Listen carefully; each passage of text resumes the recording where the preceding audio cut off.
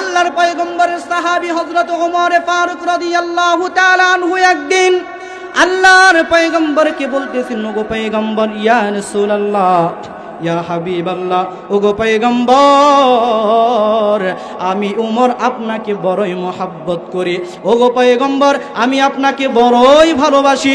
আল্লাহর পয়গম্বর বলেন, ও সাহাবী শুনো, আমি তোমার কাছে জানতে চাই, তুমি বলো বলো তুমি আমাকে কেমন মহব্বত করো। আল্লাহর পয়গম্বর এই কথা বলার পর উমর ফারুক রাদিয়াল্লাহু তাআলা আনহু ডেকে ডেকে বলতেছেন, ও পয়গম্বর, ইয়া রাসূলুল্লাহ, ইয়া হাবিবাল্লাহ, দুনিয়ার যা কিছু আছে সবার চাইতে আমি আপনাকে বেশি মহব্বত করি, তবে জানের চাইতে বেশি না। এবার প্রশ্ন জাগতে পারে, উমরের মতো একজন সাহাবী সে বলতেছে, ওগো পয়গম্বর, আমি সবার চাইতে বেশি মহব্বত করি, তবে আমি আমার জানের চাইতে বেশি মহব্বত করি না।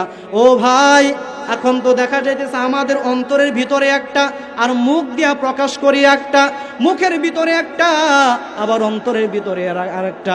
কিন্তু সাহাবায়ে কেরাম এমন ছিলেন না, বরং সাহাবায়ে কেরামের অন্তরের ভিতরে যা ছিল মুখ দিয়ে তারা তাই বের করতেন।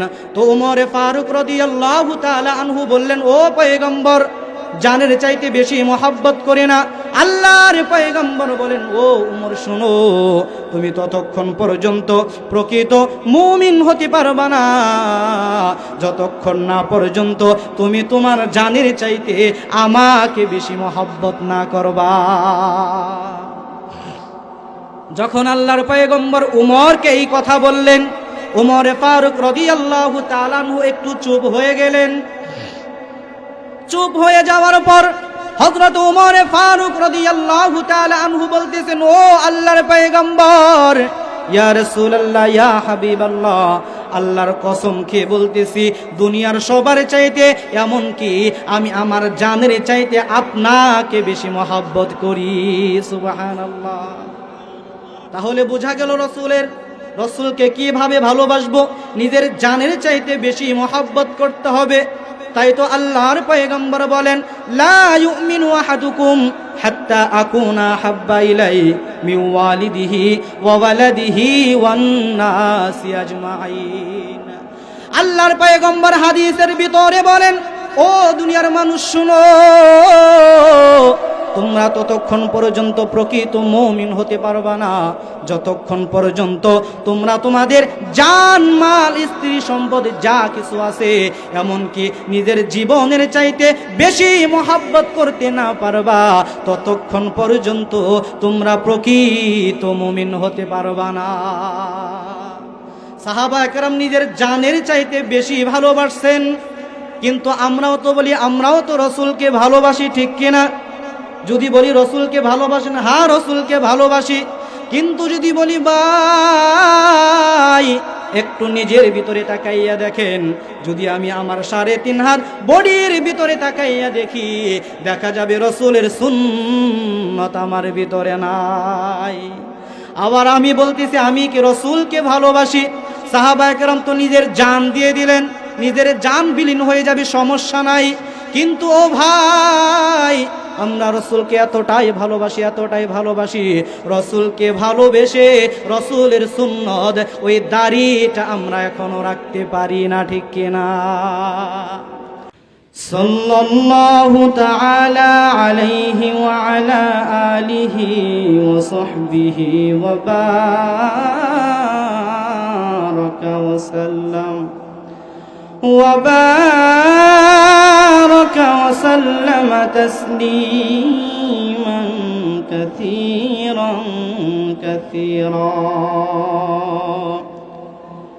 الذي أرسله الله تعالى بالحق بشيرا ونذيرا وداعيا إلى الله بإذنه وسراجا منيرا. أما بعد فأعوذ بالله من الشيطان الرجيم. بسم الله الرحمن الرحيم.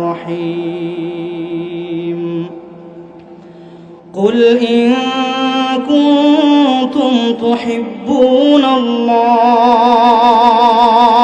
الله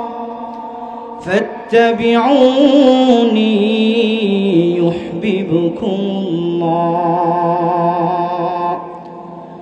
ويغفر لكم ذنوبكم والله غفور رحيم وقال رسول الله صلى الله عليه وسلم لا يؤمن أحدكم حتى أكون أحب إليه من والده وولده والناس أجمعين أو كما قال عليه الصلاة والسلام وقال تعالى في شان حبيبه ومحبوبه مخبرا وعامرا إن الله وملائكته يصلون على النبي يا أيها الذين آمنوا صلوا عليه وسلموا تسليما اللهم صل على محمد وعلى آل محمد كما صليت على إبراهيم وعلى آل إبراهيم إنك حميد مجيد اللهم بارك على محمد وعلى آل محمد كما باركت على إبراهيم وعلى آل إبراهيم إنك حميد مجيد لا إله إلا الله محبت সাথে জিকির করি লা ইলাহা ইল্লাল্লাহ লা ইলাহা ইল্লাল্লাহ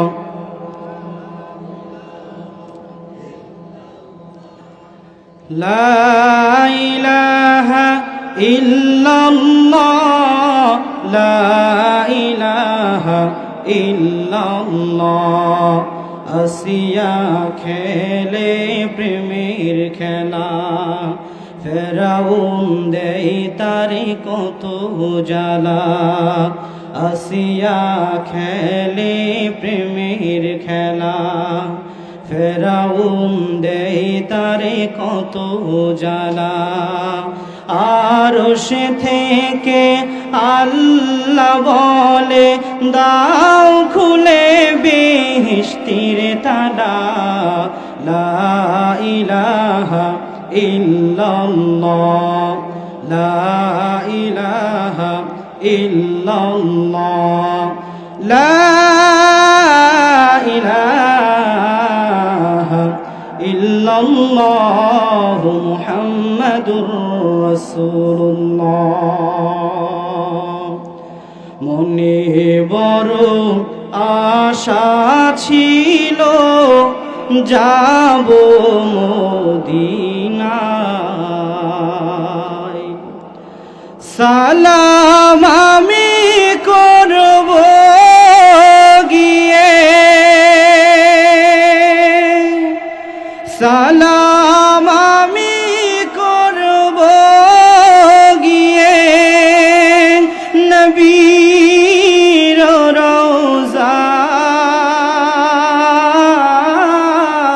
রওজায় মনে বড় আশা ছিল যাব মদিনায়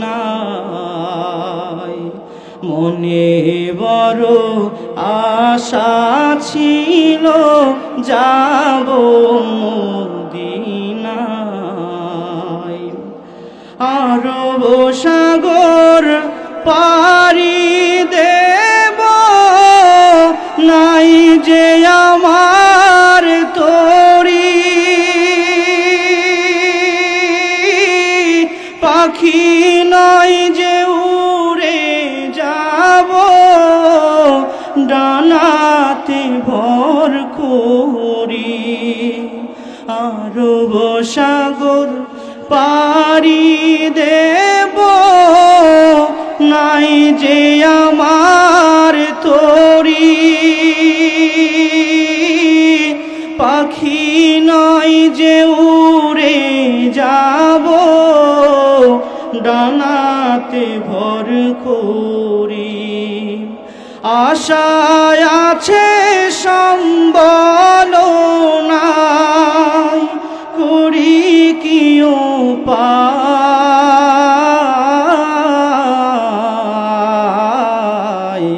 মনে বড় আশা ছিল যাব মদিনায়।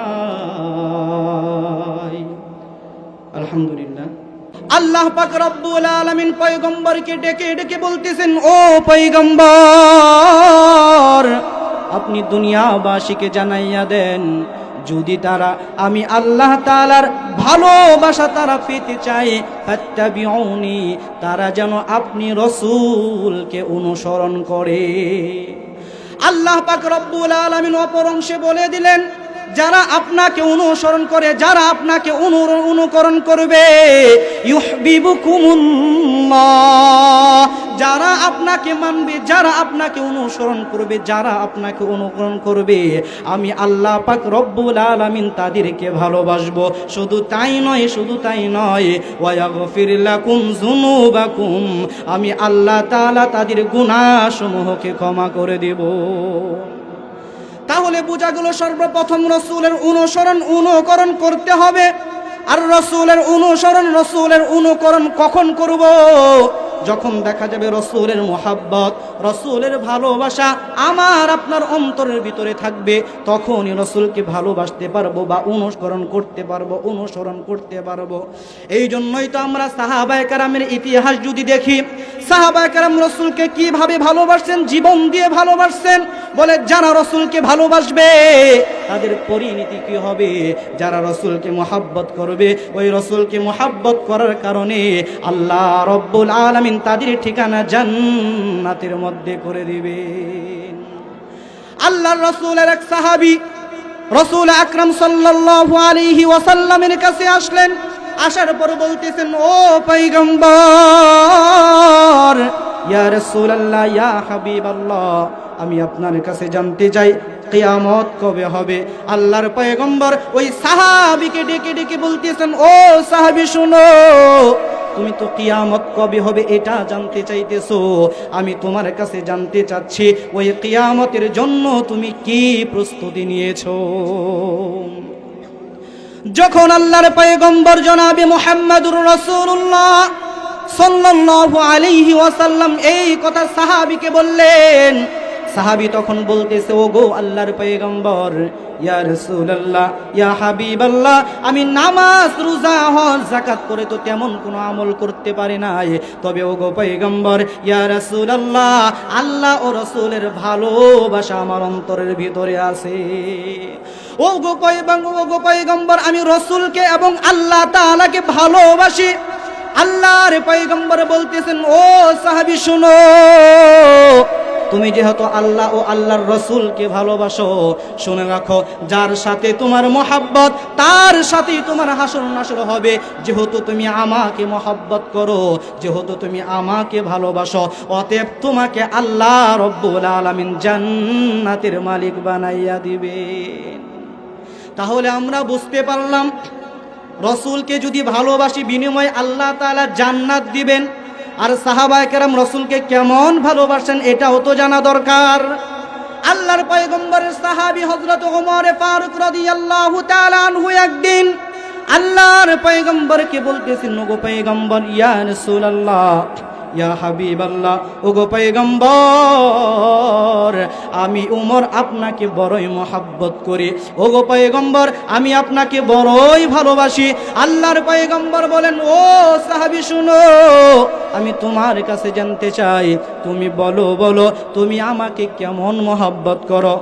আল্লাহর পয়গম্বর এই কথা বলার পর উমরে ফারুক রাদিয়াল্লাহু তাআলা আনহু ডেকে ডেকে বলতেছেন, ও পয়গম্বর, ইয়া রাসূলুল্লাহ, ইয়া হাবিবাল্লাহ, দুনিয়ার যা কিছু আছে সবার চাইতে আমি আপনাকে বেশি মহব্বত করি, তবে জানের চাইতে বেশি না। এবার প্রশ্ন জাগতে পারে, উমরের মতো একজন সাহাবী সে বলতেছে, ও গো পয়গম্বর, আমি সবার চাইতে বেশি মহব্বত করি, তবে আমি আমার জানের চাইতে বেশি মহব্বত করি না। ও ভাই, এখন তো দেখা যাইতেছে আমাদের অন্তরের ভিতরে একটা, আর মুখ দিয়া প্রকাশ করি একটা, মুখের ভিতরে একটা, আবার অন্তরের ভিতরে আর একটা। কিন্তু সাহাবায়ে কেরাম এমন ছিলেন না, বরং সাহাবায়ে কেরামের অন্তরের ভিতরে যা ছিল মুখ দিয়ে তারা তাই বের করতেন। তো উমরে ফারুক রাদিয়াল্লাহু তাআলা আনহু বললেন, ও পয়গম্বর, জানের চাইতে বেশি মহব্বত করে না। আল্লাহর পয়গম্বর বলেন, ও উমর শোনো, তুমি ততক্ষণ পর্যন্ত প্রকৃত মুমিন হতে পারবা না যতক্ষণ না পর্যন্ত তুমি তোমার জানের চাইতে আমাকে বেশি মহব্বত না করবা। যখন আল্লাহর পয়গম্বর উমরকে এই কথা বললেন, উমরে ফারুক রাদিয়াল্লাহু তাআলা আনহু একটু চুপ হয়ে গেলেন। চুপ হয়ে যাওয়ার পর হযরত উমরে ফারুক রাদিয়াল্লাহু তাআলা আনহু বলতেছেন, ও আল্লাহর পয়গম্বর, ইয়া রাসূলুল্লাহ, ইয়া হাবিবাল্লাহ, আল্লাহর কসম খেয়ে বলতেছি, দুনিয়ার সবার চাইতে, এমন কি আমি আমার জানের চাইতে আপনাকে বেশি মহব্বত করি। সুবহানাল্লাহ। তাহলে বোঝা গেল রসুলকে কিভাবে ভালোবাসবো, নিজের জানের চাইতে বেশি মহব্বত করতে হবে। তাই তো আল্লাহর পয়গম্বর বলেন, লা ইউমিনু আহাদুকুম হাত্তা আকুনা হাব্বা ইলাইহি মিন ওয়ালিদিহি ওয়া ওয়ালাদিহি ওয়ান নাসি আজমাইন। আল্লাহর পয়গম্বর হাদিসের ভিতরে বলেন, ও দুনিয়ার মানুষ শুনো, তোমরা ততক্ষণ পর্যন্ত প্রকৃত মুমিন হতে পারবা না যতক্ষণ পর্যন্ত তোমরা তোমাদের জান, মাল, স্ত্রী, সম্পদ যা কিছু আছে, এমনকি নিজের জীবনের চাইতে বেশি মহব্বত করতে না পারবা, ততক্ষণ পর্যন্ত তোমরা প্রকৃত মুমিন হতে পারবা না। সাহাবায়ে কেরাম নিজের জানের চাইতে বেশি ভালোবাসছেন। কিন্তু আমরাও তো বলি, আমরাও তো রসুলকে ভালোবাসি, ঠিক কিনা? যদি বলি রসুলকে ভালোবাসেন, হ্যাঁ রসুলকে ভালোবাসি, কিন্তু যদি বলি ভাই একটু নিজের ভিতরে তাকাইয়া দেখেন, যদি আমি আমার 3.5 হাত বডির ভিতরে তাকাইয়া দেখি, দেখা যাবে রসুলের সুন্নত আমার ভিতরে নাই। আবার আমি বলতেছি আমি কি রসুলকে ভালোবাসি? সাহাবায়ে কেরাম তো নিজের জান দিয়ে দিলেন, নিজের জান বিলীন হয়ে যাবে, সমস্যা নাই। কিন্তু ও ভাই, আমরা রসুলকে এতটাই ভালোবাসি, রসুলকে ভালোবেসে রসুলের সুন্নত, ওই দাড়িটা আমরা এখনো রাখতে পারি না, ঠিক কিনা? আর সাহাবায়ে কেরাম নিজের জান কুরবান করে দিয়েছেন, নিজের জানের পরোয়া করে নাই। আল্লাহর রাসূলের একজন সাহাবী হযরত যায়েদ রাদিয়াল্লাহু তাআলা হযরত যায়েদ রাদিয়াল্লাহু তাআলা আনহুকে যখন মক্কার কাফের বেঈমানেরা ধরে নিয়ে যাওয়ার পর হযরত যায়েদ রাদিয়াল্লাহু তাআলা আনহুকে মারধর করতেছেন, প্রহার করতেছেন, এত মারধর শুরু করে দিয়েছেন, এত মারধর তাকে করতেছেন, হযরত যায়েদ রাদিয়াল্লাহু তাআলা আনহুকে মারতে মারতে এমন অবস্থা করে ফেলেছেন যে হযরত যায়েদ রাদিয়াল্লাহু তাআলা আনহুর জীবন যায় ভাব। এবার মক্কার কাফের বেঈমানরা হযরত যায়েদ রাদিয়াল্লাহু তাআলা আনহুকে বলতেছেন, ও যায়েদ, আমরা তোমাকে একটা শর্তের বিনিময়ে ছেড়ে দিতে পারি, যদি তুমি এই শর্তটা মানতে রাজি হও তাহলে আমরা তোমাকে ছেড়ে দেব। হযরত যায়েদ রাদিয়াল্লাহু তাআলা আনহু বলেন, ও কাফের বেঈমানরা শোনো, তোমরা কি আমি যায়েদকে এমন শর্ত দিতে চাও? তোমরা কি আমি যায়েদকে এমন একটা শর্ত দিতে চাইতেছো যে তুমি যেই নবী মুহাম্মদের কালিমা গ্রহণ করেছো, যেই নবী মুহাম্মদের কালিমা তুমি পড়েছো ওই কালিমা তুমি ছেড়ে দাও। যদি তোমরা আমাকে এমন শর্ত দিতে চাও তাহলে শুনে রাখো আমি তোমাদের সামনে রাসূলের প্রেমে জীবন দিয়ে দিব, তারপরেও আমি নবী মুহাম্মদের কালিমা ছাড়ব না। হ্যাঁ ভাই, ওই মুসলমান কখনো জেল জুলুমকে ভয় করে ঈমান ছাড়তে পারে না। মুসলমান ভয় করবে একমাত্র এক আল্লাহ তাআলাকে। এক আল্লাহ তাআলা ছাড়া মুসলমান দুনিয়ার ভিতরে আর কাউকে ভয় করতে পারে না। কথায় কথায় আসা যায়, হযরতে কাসেম নানুতুবি রহমাতুল্লাহি আলাইহির নাম শুনছেন আপনারা? হযরতে কাসেম নানুতুবি রহমাতুল্লাহি আলাইহি এর নামে যখন ইংরেজ সরকার গ্রেফতারি ওই পরোয়ানা জারি করে দিল যে যেখানেই কাসেম নানুতুবিকে পাওয়া যাবে সেখানেই কাসেম নানুতুবিকে গ্রেফতার করা হবে। এই আইন যখন জারি হয়ে গেল, এই আইন জারি হয়ে যাওয়ার পর কাসেম নানুতুবি রহমাতুল্লাহি আলাইহিকে খুঁজতেছেন। ছাত্রদের কানে যখন এই সংবাদটা পৌঁছে গেল যে আমাদের হুজুরকে তো খুঁজতেছেন, যেখানে পাওয়া যাবে সেখানে আমাদের হুজুরকে ধরে নিয়ে যাবে, অতএব হুজুরকে তো পালায়ন করতে বলা হয়। এই জন্য ওই ছাত্ররা হযরতে কাসেম নানুতুবি রহমাতুল্লাহি আলাইহির কাছে গেলেন। যাওয়ার পর আবদার জানাইলেন, হুজুর আপনার বিরুদ্ধে তো ওই ইংরেজ সরকার যেখানেই পাবে আপনাকে সেখানেই গ্রেফতার করা হবে। আইন চালু হয়ে গেছে, আইন পাশ হয়ে গেছে। হুজুর আপনার কাছে আমাদের আবদার, আপনি কিছুদিনের জন্য আপনি পালায়ন করেন, আত্মগোপন করেন। হুজুর বলতেছেন আসলে আত্মগোপন করব, পালায়ন করব।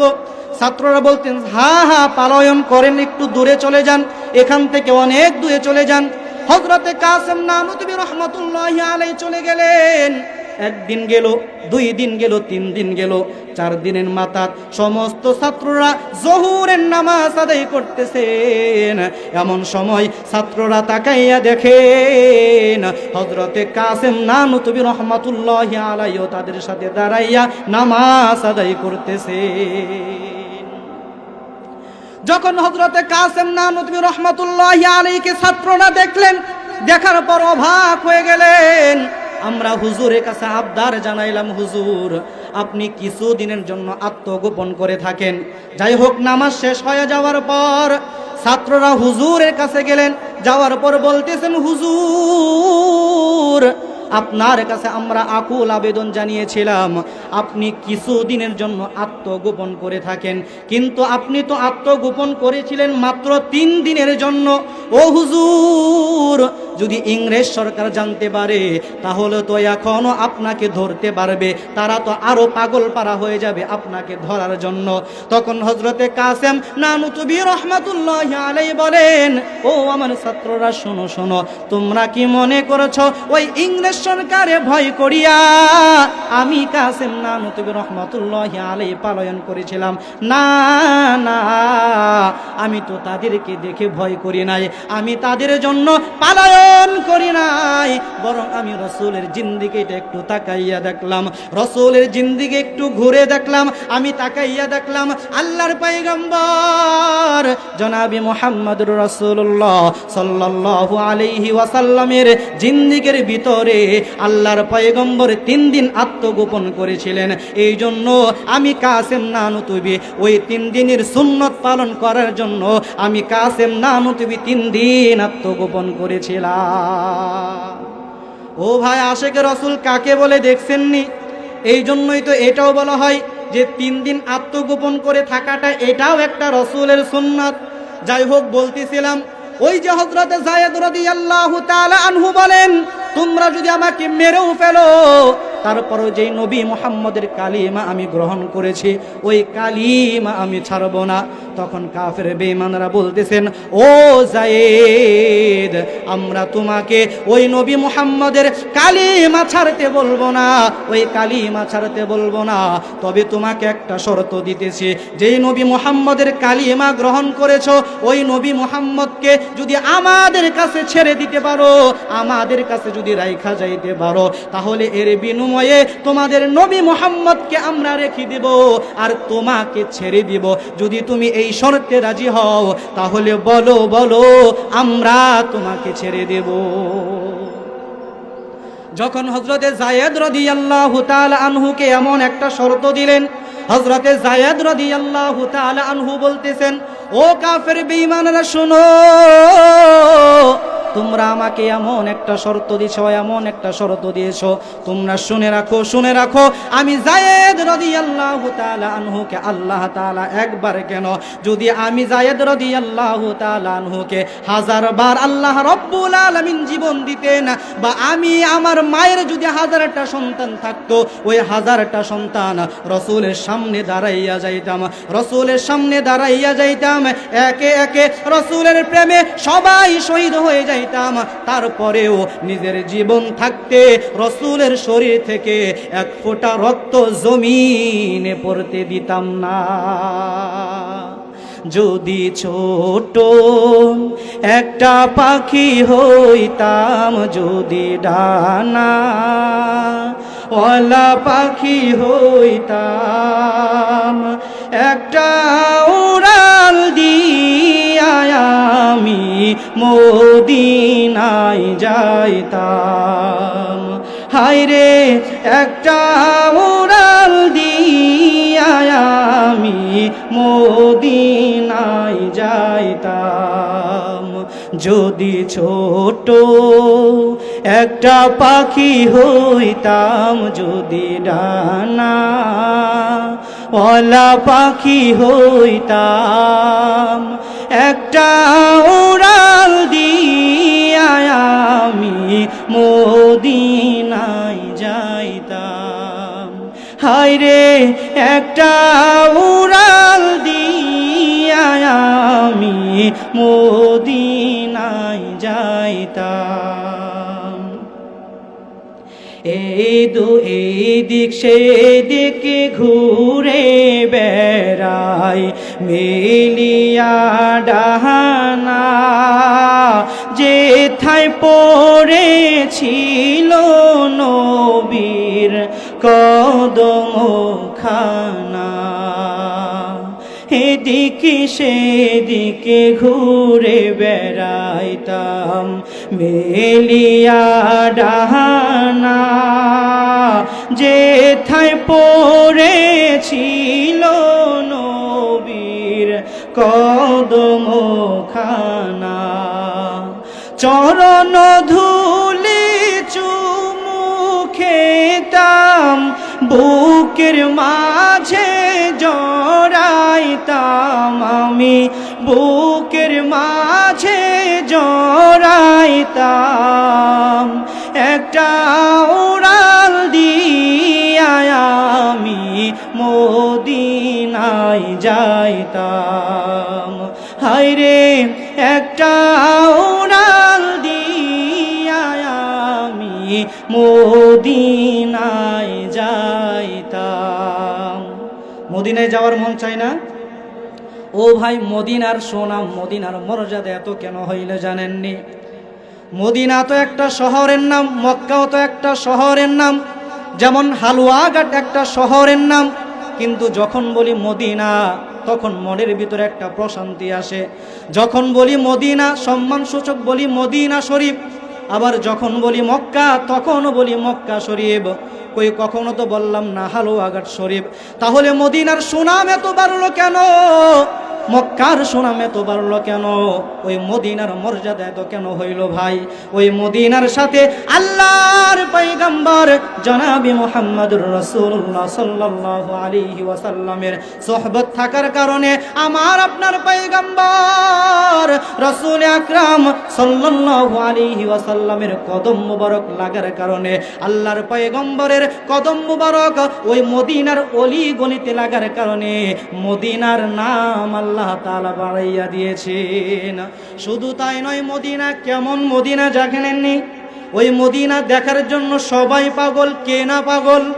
সবাই দুয়ার ভিতরে বলে আল্লাহ, স্বপ্নে যুগে হলেও যেন একবার ওই তোমার রাসূলের রওজা জিয়ারত করতে পারি, ও আল্লাহ, একবার যেন মদিনায় যাইতে পারি, একবার যেন মক্কায় যাইতে পারি। ও ভাই কেন হইল, কেন হইল? ওই যে রাসূল আকরাম সাল্লাল্লাহু আলাইহি ওয়াসাল্লামের কদম মুবারক লাগার কারণে ওই মদিনার মর্যাদা আল্লাহ তাআলা বাড়াইয়া দিয়েছেন, মক্কার মর্যাদা আল্লাহ রাব্বুল আলামিন বাড়িয়ে দিয়েছেন।